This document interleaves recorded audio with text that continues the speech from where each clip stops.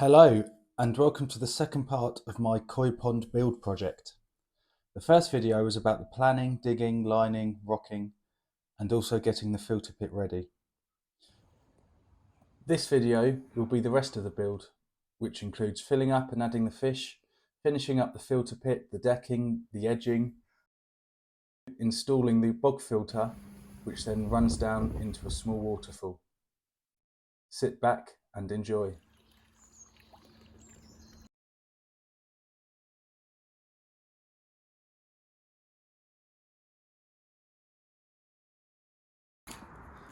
Turn it on. Turn it up. Yeah? Is it ready? Will be. Wait, the hose isn't in the pond, is it? Yeah. It's not the black one. It's the other one.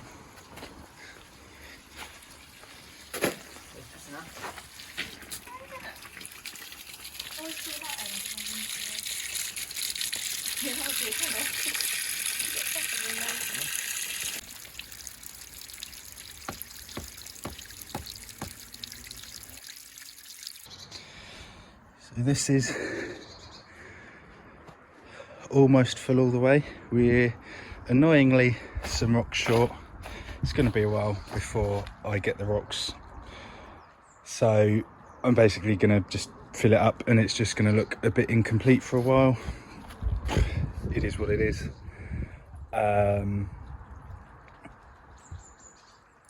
We have also plumbed in the inlets for the filter.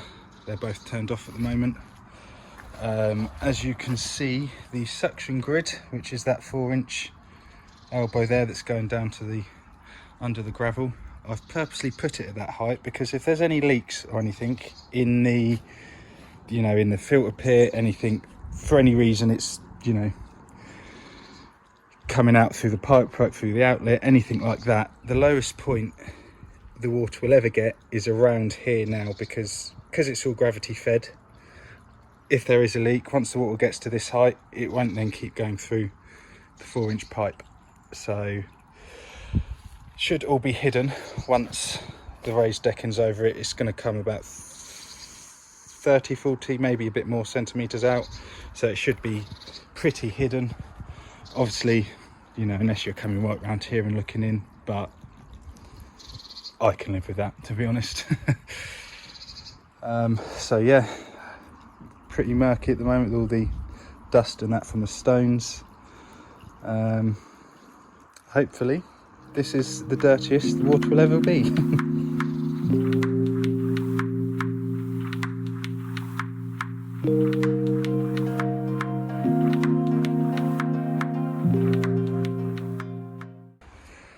So this is where we've got to. It's all a bit backwards how everything's happening now, but nothing's ever straightforward, is it? That's going to be the decking that lifts up. There's going to be more decking out to here that is static. Got the lilies in, which is why the water's so cloudy, because obviously the clay. Got some fish in, but yeah, really what we definitely need to do soon is get some more rocks in so I can edge it all up nicely so it does look a bit more complete. Get the decking done. Patio's pretty much done. Just need to wash it and grout it. But other than that, still a load more as well. Yeah. Got obviously the bog filter at the back. It's going to be slightly raised, and then there's going to be a waterfall into roughly where that pipe is in the corner. Well, that area, but again, more rocks needed, more pebbles. Yeah, got some fish in. I don't know if you can see them. I can. Just about there. Was hoping to have an electric fence in for the herring, but a bit of a with the delivery, so I don't know when that's coming. So I'm just going to have to make do with a little fake heron. Maybe sometimes they can actually attract herons supposedly, but I think that's just more in the spring. Yeah. So quick clip of the video pit. The drum itself is a Burton's 300 cube. It's basically a small footprint for the size of the drum in it. It's up to 30,000 litres, and it's, as you can see, pretty compact. That's a probably better word, compact version as opposed to a small footprint. It's got 2 inlets. That is all the going to all the suction grid, and that is the skimmer. The reason why I've got ball valves on it is because, one, it's important to isolate, be able to isolate everything, although I don't actually have one on the back yet. And 2, as you can see, that's only maybe about quarter on. I've basically tinkered with it until it's got enough suction, until there's enough flow to get the skimmer line at somewhat of a reasonable rate, because I don't want it all going through the skimmer and then hardly any of it coming through the suction grid at the bottom. And then if I can move, this is where the decking's going to be. If I can move without falling through it, essentially it's going to be lifting up, so it's going to tilt. I'm going to put hinges there, and then I'm going to be able to get into the filter pit like that. It's going through the back into just a little pit that we've made. At the moment there's only 50 litres of K1 in there. There will be another 50 at some point. That's not moving because of any aeration yet. It's just moving on its own like that. Obviously it's all very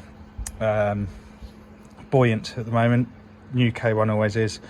I just couldn't be asked getting some potassium, whatever the last word is, it begins with a P, anyway, that one, and then soak it in there to then make it sink, because I thought, I just don't really care, to be honest. I'm just not going to aerate it for quite a while, probably until it starts to sink. So yep. And then there's a pump in there that goes all the way out to, just for now it's just a pipe at the end. So with the biological filter chamber, the K1 I added the same day as the koi. The K1's brand new, not been used, so it's got no bacterial colony build up or anything like that.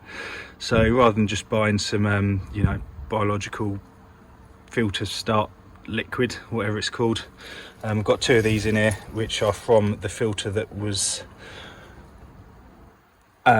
keeping the fish, that was with those fish up there. Once or twice a day with both of them, I just shake it all off a bit. You can see all the crud that's going into all through the K1 media, so that should hopefully make the K1 develop a bit faster. I do have an air pump that I will eventually run, but all the time the K1's still floating so much, I just don't see the point, to be honest.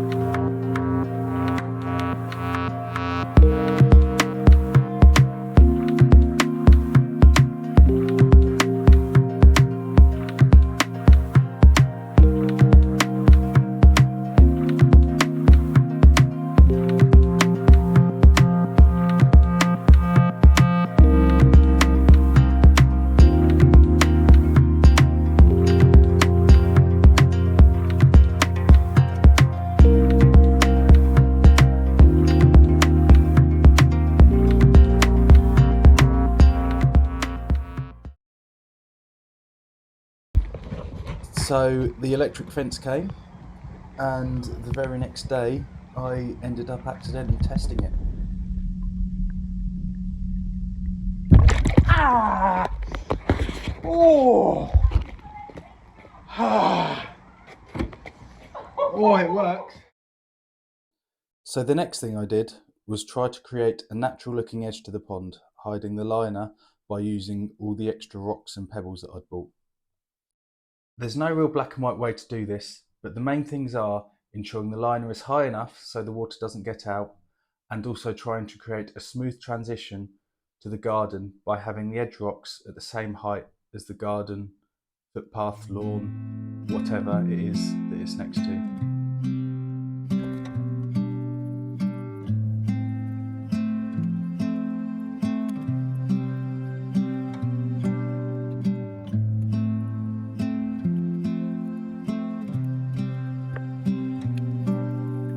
I then got on with digging out and banking up the bog filter / wildlife / waterfall area.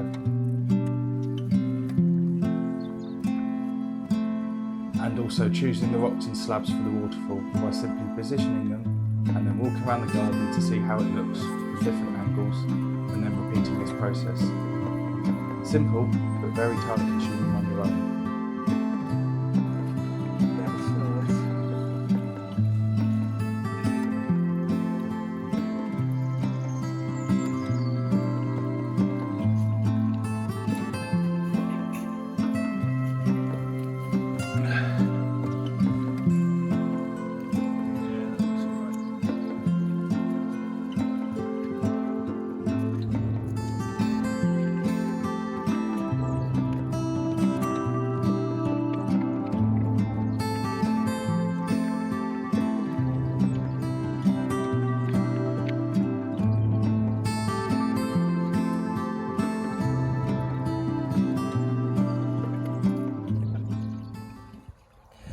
So that is the front part of the waterfall done, all foamed up as it needs to be, which I will show you.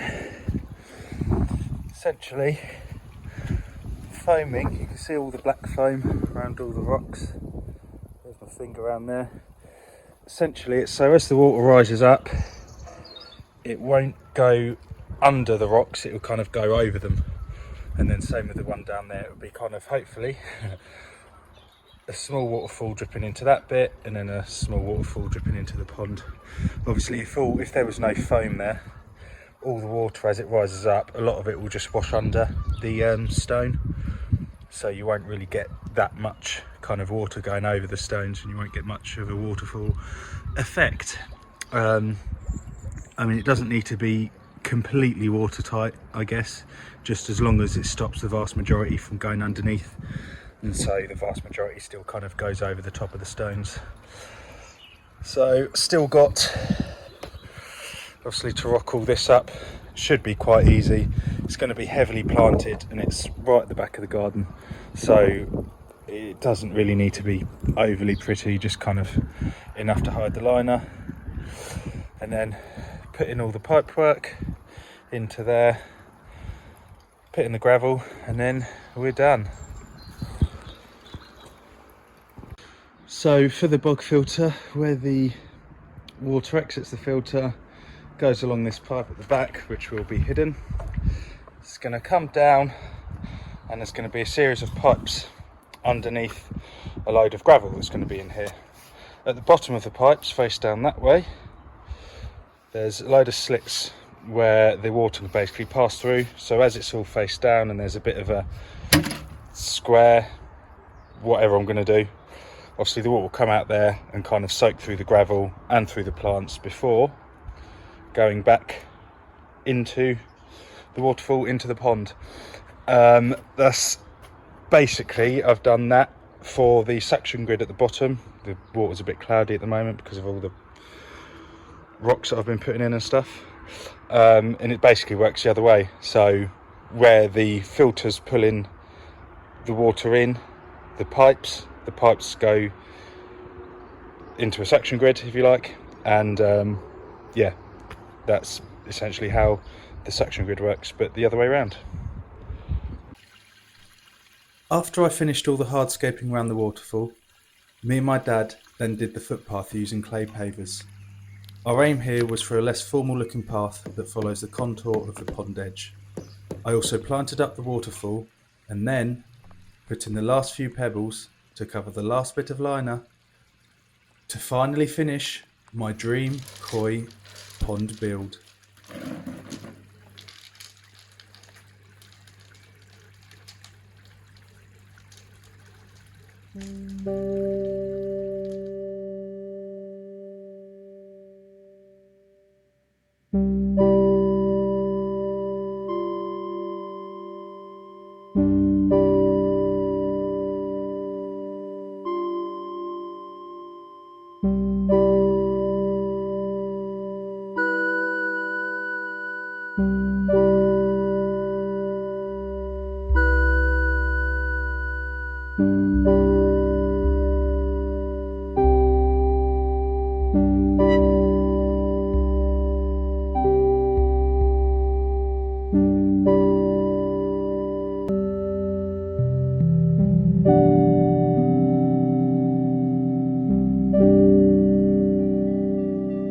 Bye.